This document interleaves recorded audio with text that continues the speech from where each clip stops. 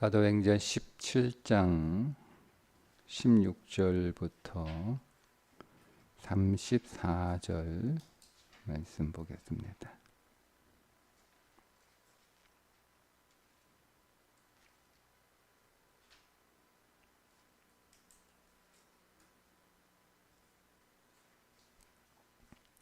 함께 읽습니다.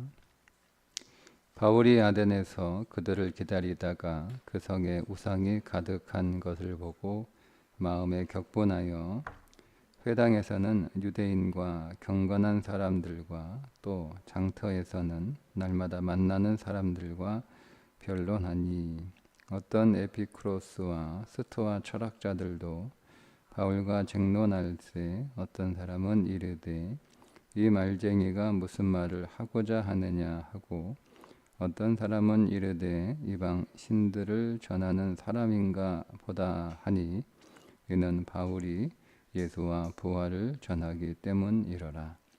그를 붙들어 아레오바고로 가며 말하기를 네가 말하는 이 새로운 가르침이 무엇인지 우리가 알 수 있겠느냐?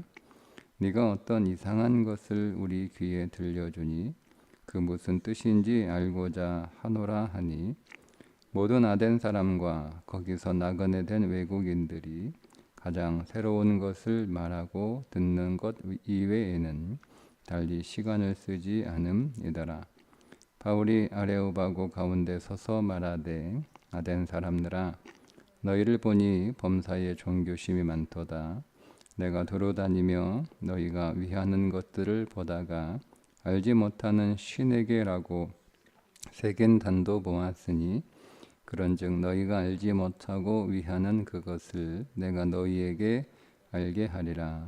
우주와 그 가운데 있는 만물을 지으신 하나님께서는 천지의 주제시니 손으로 지은 전에 계시지 아니하시고 또 무엇이 부족한 것처럼 사람의 손으로 섬김을 받으시는 것이 아니니 이는 만민에게 생명과 호흡과 만물을 친히 주시는 이심이라.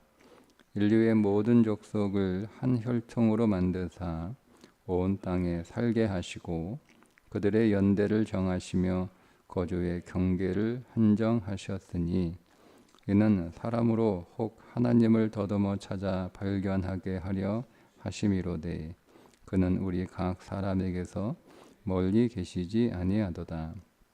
우리가 그를 힘입어 살며 기동하며 존재하느니라. 너희 시인 중 어떤 사람들의 말과 같이 우리가 그의 소생이라 하니 이와 같이 하나님의 소생이 되었은즉 하나님을 금이나 은이나 돌에다 사람의 기술과 고안으로 새긴 것들과 같이 여길 것이 아니니라. 알지 못하던 시대에는 하나님이 간과하셨거니와 이제는 어디든지 사람에게 다 명하사 회개하라 하셨으니 이는 정하신 사람으로 하여금 천하를 공의로 심판할 날을 작정하시고 이에 그를 죽은 자 가운데서 다시 살리신 것으로 모든 사람에게 믿을 만한 증거를 주셨음이니라 하니라. 그들이 죽은 자의 부활을 듣고 어떤 사람은 조롱도 하고 어떤 이들은 이 일에 대하여 네 말을 다시 듣겠다 하니 이에 바울이 그들 가운데서 떠나매 몇 사람이 그를 가까이 하여 믿으니 그 중에는 아레오바고 관리 디오누시오와 다말리라 하는 여자와 또 다른 사람들도 있었더라.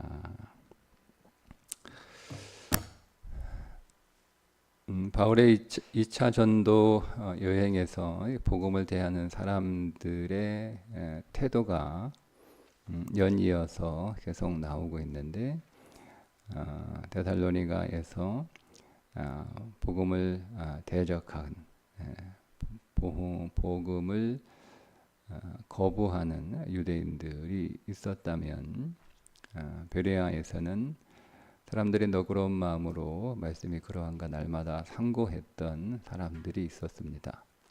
오늘 아덴에서는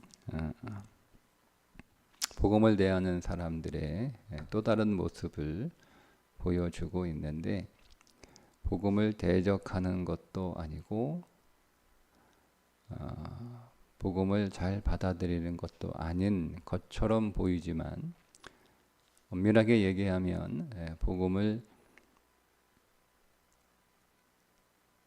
관심을 갖고 잘 듣는 것처럼 보이지만 사실은 그 복음을 거부하는 사람들의 모습인데, 저는 이 아덴 사람들의 복음을 대하는 태도를 마치 이 시대에 말씀을 쇼핑하는 사람들의 모습과 크게 다르지 않다, 이렇게 생각을 했습니다. 아덴 사람들을 21절에서 모든 아덴 사람과 거기서 나그네된 외국인들이 가장 새로운 것을 말하고 듣는 것 이외에는 달리 시간을 쓰지 않음이더라. 네, 이걸 이 아덴 사람들의 모습으로만 제한할 것이 아니라 이 시대에 여기저기 이렇게 이 사람 저 사람 설교 쇼핑하는 현대 종교인들의 모습을, 이 아덴 사람들의 모습과 저는 비슷한 모습이다라는 생각이 들었습니다. 베레아 사람들은 간절한 마음으로 날마다 말씀을 상고했던 반면 이 아덴 사람들은 단지 호기심입니다. 호기심. 무슨 말을 하나, 무슨 새로운 것을 말하나. 그러니까 우리가 설교를 들을 때에도 간절한 마음으로 그 말씀을 사모하는 그런 태도로 설교를 듣는 게 아니고 호기심입니다. 저 목사는 오늘 이 본문을 어떻게 설교할까? 이런 호기심으로 설교를 듣는 거죠. 그 이상은 아니에요. 그냥 호기심이에요. 호기심으로. 그래서 자기들의 호기심, 뭐 못 들었던 거네, 새로운 말씀이네, 새로운 관점이네, 뭐 이렇게도 말씀을 볼 수 있네, 뭐 이렇게. 그래서 그 설교가 놀랍기는 해요. 또 어떤 면에서 새로우니까 또 그 마음에 또 신선하고, 또 어떤 한편으로는 또 충격적이기도 하고. 근데 그게 전부예요. 그러니까 이 아덴 사람들의 문제는 뭐냐면, 바울이 하는 설교를 듣고 싶어 해서 사람들이 모였지만 이 사람들은 호기심으로 그 설교를 들었기 때문에, 호기심으로 설교를 들으면 문제가 뭐냐면 자기 기준으로 재단합니다. 그러니까 아무리 좋은 생명의 말씀을 들어도 자기 생각과 다르면 그 말씀을 받아들이지 않아요. 이게 아덴 사람들의 모습이었죠. 여러분, 무조건적으로 복음을 반대하는 데살로니가 사람들도 문제지만 호기심으로 말씀을 대하는 것도 그와 크게 다르지 않는 문제입니다. 그러니까 우리는 항상 말씀을 어떻게 대해야 되냐면 베레아 사람들처럼 간절함으로 말씀을 받되 그냥 덥석 맞는 게 아니고, 말씀이 정말 그러한가 그 말씀을 상고하면서 자기의 삶과 그 말씀을 같이 놓고 보는 거예요. 그래서 그 말씀이 인격으로 자기의 삶 안으로 받아들여졌던 베레아 사람들의 말씀을 대하는 태도가 가장 건강한 말씀을 대하는 태도라는 거죠. 근데 오늘 성경에 그 뒤에 아덴 사람들의 말씀을 대하는 태도를 보여주면서 이런 태도일 수도 있다는 거예요. 자칫하면 겉으로 보기에는 말씀에 관심이 있고 말씀을 많이 찾아 보고 듣고 하는 것이 꽤 말씀에 대하여 관심이 있는 것처럼 보여지는데, 그 말씀을 베레아 사람들처럼 그렇게 진지하게 묵상하면서 수용할 수 있는 그런 과정이 없으면 굉장히 위험하다는 거죠. 왜냐하면 인간은요, 허위 의식에 빠질 성향을 가지고 있습니다. 그러니까 자기가 많이 알고 있으면 그 자기가 많이 아는 만큼 그런 수준이 된다라고 하는 착각에 빠져요. 그게 허위 의식이에요. 근데 이 허위 의식이 지적 허위 의식이라고 하는, 앞에 지적 지식에 대한 허위 의식이 되면 그게 이제 보통 음, 신학 원조리에 갔던 사람들이 이런 거에 많이 빠지거든요. 목회를 계속 이렇게 신학 공부를 하고 목회를 계속 이렇게 했던 사람들보다는 그냥 신학을 좀 공부한 사람들이에요. 그러니까 저는 이게 신학 원조리에 갔던 사람들, 그냥 어, 뭐 신학대학원에서 몇 년 배워가지고 성경을 알 수는 없어요. 성경의 지식은 알 수 있지만 성경은 알 수 없어요. 그래서 교회에서 말 많은 사람들이 누구냐면 이런 언저리에 갔던 맛만 조금 본 사람들이 대단히 아는 것처럼 제가 여기 부목사로 왔을 때 어느 권사님이 저를 부르더니 이분이 어디서 신학을 좀 했나 봐요. 저한테 뭐 가르치더라고요. 제가 그냥 네 하고 말았는데 이런 일들이 벌어지는 거예요. 이런 일이 벌어지는 거예요. 예. 제가 그보다 더 많이 배워서 더 높은 학벌과 학력을 가지고 있어서 그런 게 아니고 그분의 태도예요, 태도. 태도. 사람은 조금 알면 다 하는 줄 알아요. 다 하는 줄 알아요. 여러분 다 경험하셨겠지만 인생이라고 하는 것은요, 많이 알면 알수록 무르익는 벼가 고개 숙인다는 말이 이 모든 삶에도 저는 그대로 적용되는 것 같아요. 어제 제가 이제 군위에 있을 때 전도사로 섬겼던 목사님, 그분이 32년 동안 담임 목사로 계셨는데 이제 은퇴가 4년 남으셨더라고요. 이제 그러다 보니 자연스럽게 이제 목사님은 은퇴 어떻게 준비하고 계세요? 은퇴하고 뭐 하실 거예요? 이렇게 여쭤보니까 목사님이요, 내가 은퇴하고 나면 다른 거 아무것도 내가 하고 싶은 건 없고 정말 진지하게 하나님 말씀 묵상하고 기도하고 그러고 싶다, 이런 말씀 하시더라고요. 목사가 신앙 좋은 것 같고 하나님하고 친한 것 같은데 알잖아, 목회하다 보면 별로 그렇지 않다는 거. 그래, 나는 이제 목회 이제 은퇴하고 나면 정말 하나님하고 가까워지고 싶다. 하나님 만날 텐데 하나님하고 친해져야지. 응? 계속 어디 조용한 데서 이제 이런저런 신경 안 쓰고 스트레스 안 받고 그냥 말씀에 이렇게 쫙 전념하면서 하나님하고 성령님하고 정말 친해지고 싶다, 이렇게 말씀하시더라고요. 작은계 목사님도 아니에요. 설교도 잘하세요. 그러니까 인생이라고 하는 것은요, 무르익을수록 고개가 숙여질수록 내가 모르는 게 너무 많다라고 하는 그것을 깨달을 수밖에 없는 거죠. 근데 여러분, 아덴 사람들은 뭐죠? 이 사람들은 온갖 지식으로 충만한 사람. 이 사람들의 특징이에요. 배우는 거 너무 좋아해요. 호기심이 너무 많아요. 탐구 정신이 굉장히 뛰어나요. 그래서 이 사람들은 다 이렇게 관심을 갖고 수용하고, 철학이잖아요, 철학. 응? 에피쿠로스, 스토아, 철학자들이잖아요. 에피쿠로스, 쾌락주의자들, 스토아, 금욕주의자들. 근데 이게 뭐 우리가 이렇게 제가 이렇게 표현하지만 이게 굉장히 깊은 거예요. 쾌락이 뭐 이렇게 뭐 인생이 쾌락이냐 뭐 이렇게 사람들이 그 좀 비하하듯 그 철학을 얘기하는데요. 이게 굉장히 깊은 철학이에요. 인생이 왜 쾌락이어야 되는지를 철학적으로 여러분 탐구하면 굉장히 깊은 철학이에요. 금욕주의도 마찬가지죠. 굉장히 깊은. 사실 두 개가 정반대지만은요, 뚫고 들어가면 같이 만나요. 동전의 한 명이에요. 한 어떤 그 사상의 그냥 두 개의 얼굴이죠. 어느 편에 서느냐에 따라 쾌락일 수도 있고 금욕일 수도 있는 거거든요. 이게 반대의 개념이 아니에요. 철학적으로 들어가면. 여러분, 이 소크라테스가 죽잖아요. 그거 왜 죽었어요? 그러면 그 아덴에서 죽잖아요. 아덴 사람. 새로운 사상과 새로운 종교를 퍼뜨린다라고 하는 제목으로 그가 재판을 받고 죽은 거잖아요. 그러니까 소크라테스의 그 깊은 철학적인 그런 어떤 논쟁을 할 수 있을 정도의 수준의 사람들이 아덴 사람들이란 말이에요. 근데 대단한데 복음을 그런 식으로 대하는 거죠.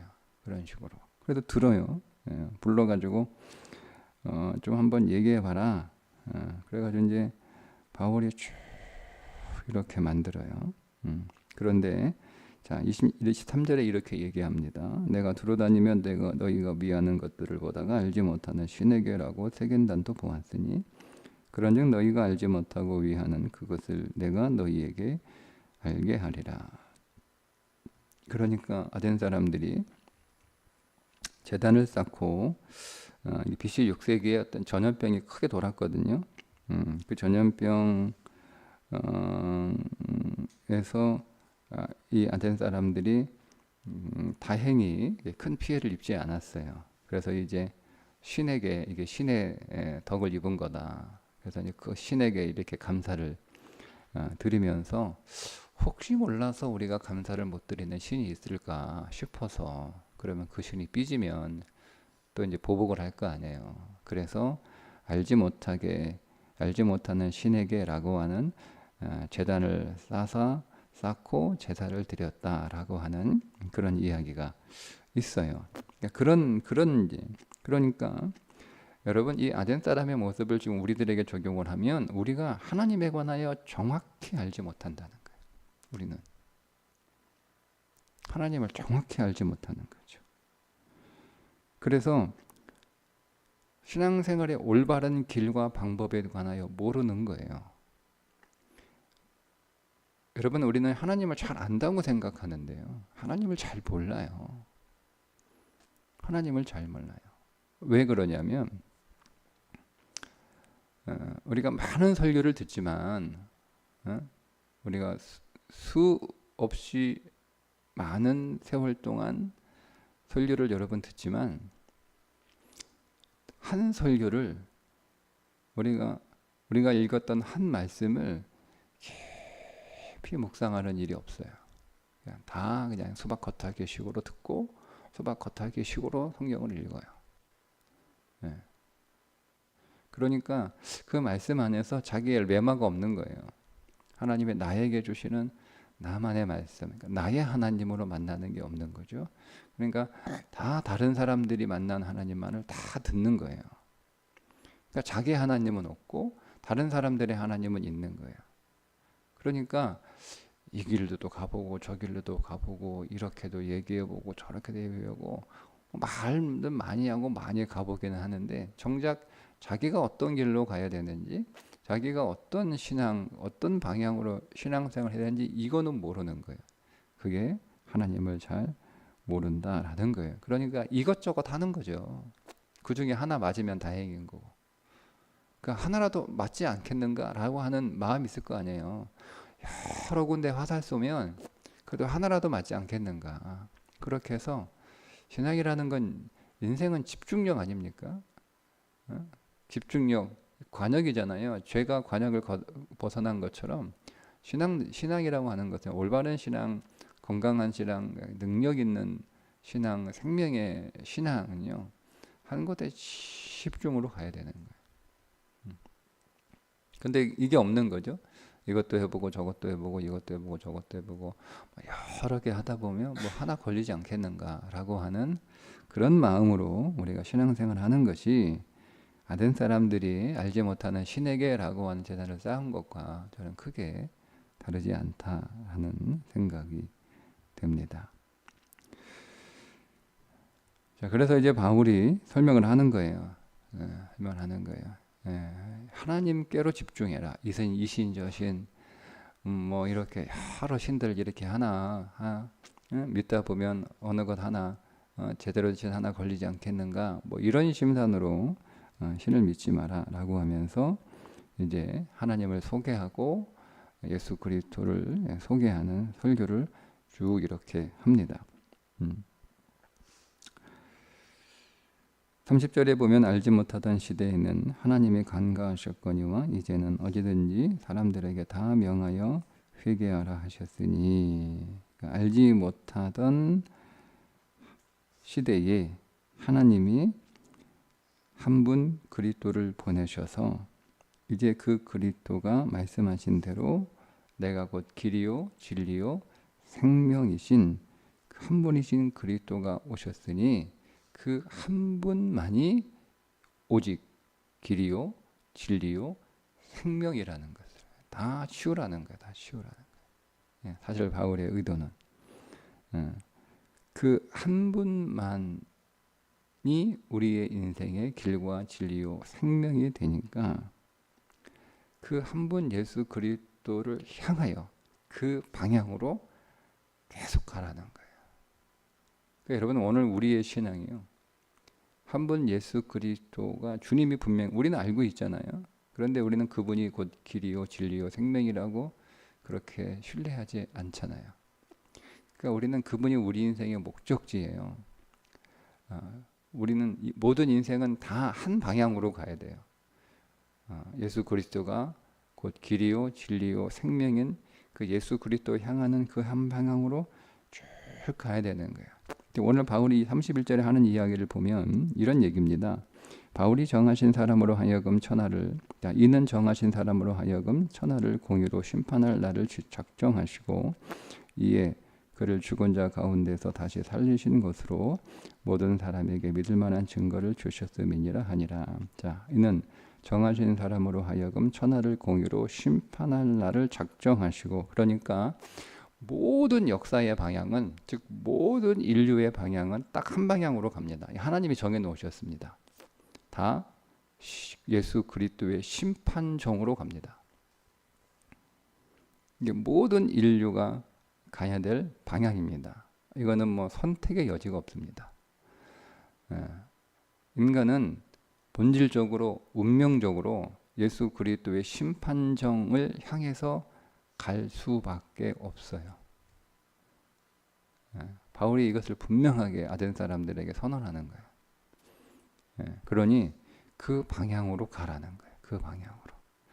당신들의 의지와 선택과 상관없이 당신들은 예수 그리스도의 심판정을 향해서 지금 가고 있다는 거예요. 그게 지금 당신들의 방향은. 너희들이 이런저런 인생의 목적과 목표를 세우고 열심히 살아가고 있는지는 모르겠으나, 그러나 결국 우리의 방향은 이 방향을 거스를 수가 없어요. 거스를 수가. 마치 이 거대한 이 물줄기가 이미 정해진 방향으로 흘러가고 있는 것과 같은 거예요. 그러니까 그 방향으로 우리 인생에 갈 수밖에 없으니까 예수 그리스도 앞에 서게 될 심판의 그날을 염두에 두고 인생을 살라. 지금 이렇게 얘기하고 있거든요. 이게 바울의 설교의 사실 결론이에요. 그런데 보세요. 이 32절에 그들이 죽은 자의 부활을 듣고 어떤 사람은 조롱도 어떤 사람은 이 일에 대하여 내 말을 다시 듣지 않겠다 하니, 바울이 그들 가운데서 떠났다. 그러니까 호기심으로 호기심으로 그 설교를 듣는 사람들은요 많이 듣는데요. 자기 기준에 딱 있어요. 그 기준이. 그 기준에 맞지 않으면 거부합니다. 그러니까 자기 기준 안에 들어온 것들만 듣습니다. 그게 설교 쇼핑하는 사람들의 특징입니다. 그래서 변화가 없습니다. 많이 아는데. 그러니까 믿음은 말씀에 반응해야 되거든요. 근데 저건 여러분 우리가 설교 쇼핑하면 묵상할 수 있는 시간이 절대 없어요. 제가 설교를 11번 정도 하거든요. 저에게서 가장 큰 고민은 제가 말씀을 시간의 한계가 있으니까 한 말씀을 정말 깊이 있게 들어가지 못하는 게 저로서는 굉장히 큰 아쉬움이에요. 방법이 없죠. 제가 일주일에 딱 한 편만 하면 그 말씀 설교를 아주 깊이 묵상을 할 수 있을 텐데 그게 안 되는 거죠. 안 되는 거죠. 이런 편 묵상해봐야 제가 들어갔을 때 저의 한계가 있으니까. 그러니까 저로서는 굉장히 좀 아쉬운 거예요. 개인적으로 좀 아쉽고 또 성도들에게도 아쉽고, 많은 설교를 듣는 게 사실은 중요하지 않다라는 생각을 하거든요. 설교 한 편을 들어도 정말 깊이 있게 제대로 이렇게 설교가 전해지고 들려져야 되는데 많은 설교 뭐 들어서 그냥 저는 어떤 설교 일주일에 딱 한 편 성도들이 듣고 그 한 편 일주일 내내 묵상하는 게 훨씬 큰 영적인 유익이 되지 않을까라는 생각도 가끔 해요. 음, 많이 들어서 듣기만 하고 끝나는 게 뭐 그게 내가 오늘 설교 들었어요.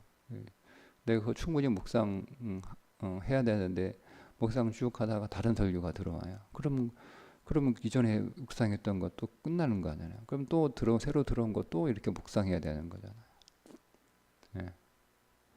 그러니까 신앙은 처음에는 우리가 성경을 다독을 하는 게 좋거든요. 처음에 성경을 읽을 때는 다독을 하는 게 좋아요. 처음 신앙생활 할 때는 설교도 이렇게 이런저런 설교 많이 듣는 게 좋아요. 예. 근데 어느 순간에 가면 성경을 다독하는 것보다는 한 장이라도 혹은 한 구절이라도 깊이 묵상하는 게 훨씬 좋습니다. 그러니까 다독이 되지 않은 상태에서 한 장이나 한 절을 깊이 묵상하는 건 어렵죠. 거의 불가능합니다. 그래서 다독이 필요한 거예요. 성경의 전체적인 윤곽이 필요하니까. 전체적인 성경의 윤곽이 우리 안에 머릿속에 있을 때 그것이 짜임새 있게 착 성경의 올바른 틀이 만들어진 상태에서 한 구절을 깊이 묵상할 때 그 틀에서 벗어나지 않거든요. 근데 그렇게 성경 전체적인 윤곽이 없는 상태에서 한 구절을 깊이 묵상하면 그게 이제 이단이 되는 거예요. 왜곡되는 거죠.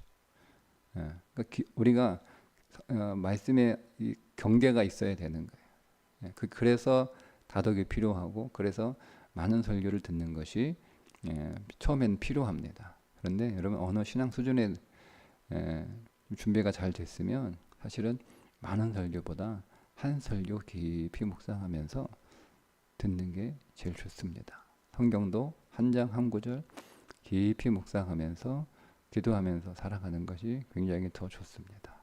그래야 우리 안에 말씀이 스며들어요. 말씀은요, 내 인격 안으로 스며들어와야 되는 거예요. 말씀이 내 인격 안으로 싹 스며들어와서 그 말씀이 내 삶이 돼야 되는 거죠. 그 말씀이. 그 말씀이 내 안에 슉 들어와야 되는 거예요. 스며들어야 돼요. 그래서 그 말씀이 내게 딱 주어졌을 때 더 이상 그 말씀에 관하여 다른 소리를 할 수 없어요. 말씀이 그러하시면 제가 따르겠습니다. 하는 거죠.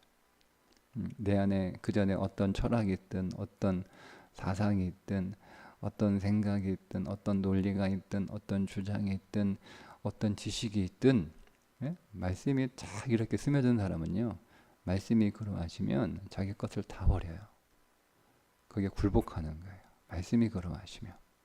그런데 말씀이 자기 안에 스며들지 않고 그 밖에 있는 말씀, 밖에 쭉 진열을 많이 해놓은 거, 말씀 수집하는 거죠. 말씀 쇼핑을 많이 해서 말씀 수집을 많이 해놨어요. 예? 내 방에 말씀을 쭉 이렇게 정리를 해놓은 거죠. 깔아놓은 거죠. 그건 내 밖에 있는 거잖아요. 그러면 그 말씀을 내가 판단합니다. 된 사람들처럼 판단하죠. 그래서 자기 적성과 자기 기호에 맞는 말씀들만 취사해서 선택하는데 그건 말씀을 이용하는 겁니다. 그러니까 우리는 말씀을 이용하는 자가 아니라 내가 말씀에 이용되는 삶을 살아가야 되는 거예요. 그게 말씀을 대하는 신자의 삶이에요. 말씀이 나를 사용하셔야죠. 내가 말씀을 이용해서는 안 돼요. 말씀 많이 인용하잖아요. 목사들 말씀 많이 인용하잖아요. 말씀을 가지고 말씀을 많이 인용하면서 말씀을 이용하는 거잖아요. 그러니까 말씀이 자기 생각, 자기 논리, 자기 주장을 이렇게 지지해주는 그런 근거로 제시해주는 거잖아요. 그게 말씀을 이용하는 거예요. 아니에요. 말씀이 나를 이용하셔야 되는 거예요. 내가 말씀에게 쓰여져야 되는 거예요. 나는 말씀에 사용되는 사람이지 말씀을 사용하는 사람이 아니에요. 그러면 내가 말씀을 많이 알아서 말씀을 많이 여러 번 써먹어 봐야 결국 말씀이 나를 위하여 존재하는 것이지 내가 말씀을 위하여 존재하는 복음의 증인은 아니잖아요. 성경은 우리를 복음의 증인, 말씀의 증인, 예수의 증인으로 우리를 부르신 거지. 나를 위해서 그 말씀을 사용하고 이용하라고 우리에게 말씀이 주신 것은 아니다라는 것. 우리가 자칫 잘못하면 아덴 사람들처럼 말씀에 관한 호기심은 많지만 그 말씀에 관심이 많은 것이 마치 믿음이 좋은 것처럼 여기지만 아덴 사람의 모습은 결국 그렇지 않다라는 거예요. 정말 믿음이 좋은 사람은 말씀 앞에 굴복하는 사람이고 말씀에 자기를 사용 하시겠다 할 때 주님 제가 여기 있습니다. 저를 사용하십시오. 제가 그 말씀에 순종하고 그 말씀을 따르고 그 말씀에 증인되고 그 말씀을 드러내는 삶을 살겠습니다. 거죠.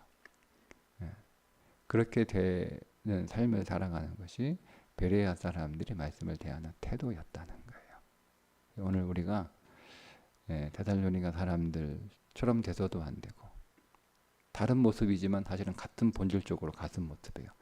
겉모양은 완전히 반대죠. 그러나 속 내용은 똑같아요. 아덴 사람도 데살로니가 사람들과 별반 다를 게 없어요.